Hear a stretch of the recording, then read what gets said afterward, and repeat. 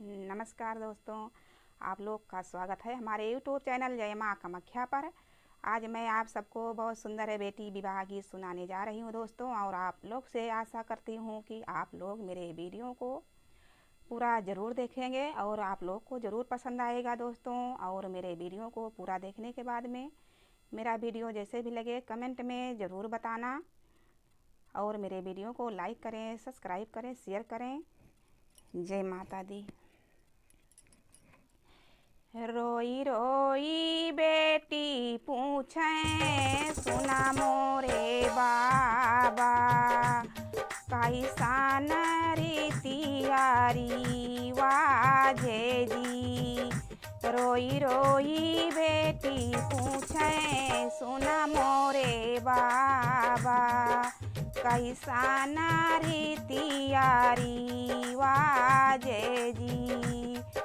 मैया के कोखिया में दुए लाला नामा, या करे बहिनिया का भाई जी। मैया की कोखिया माँ दुए लाला नामा, या करे बहिनिया का भाई जी।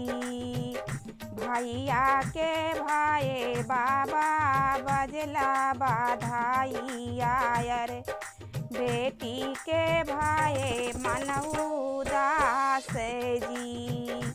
भैया के भाई बाबा बजला बधाई आयर, बेटी के भाई मन उदास जी। बेटा का राख्यो बाबा अपनी बाखारी आयर, बेटी का भेजा दूरी देश जी।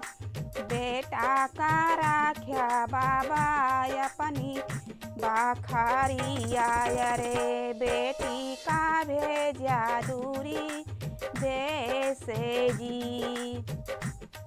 काहे का बाबा मोरे ऐसन दुई नीति आयर, काहे का ऐसन भेद भाऊजी।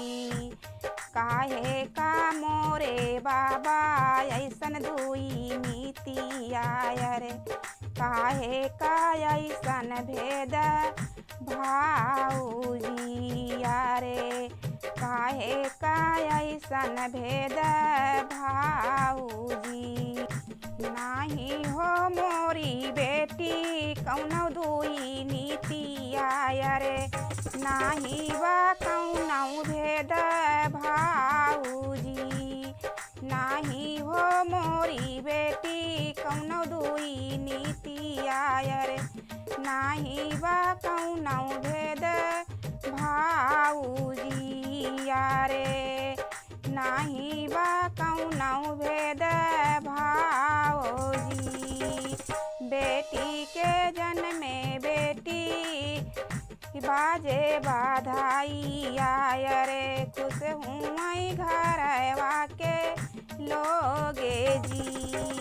बेटी के जन्मे बेटी बाजे बधाई आयर, खुश हूँ घरवा के लोगे जी।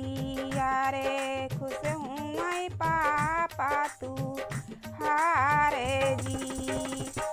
बेटी बियाही के जाली दूरी देसावायर, यही गुना बाटीला चारे जी।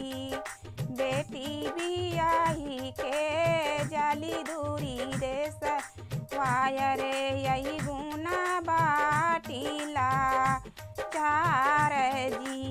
यारे यह बेटी जग कैरी वाजे जी। यारे यही बेटी जग कैरी वाजे जी। रोई रोई बेटी पूछे सुना मोरे बाबा यारे, कैसन रीतियारी वाजे जी। यारे कैसन रीति यारी वाजे जी।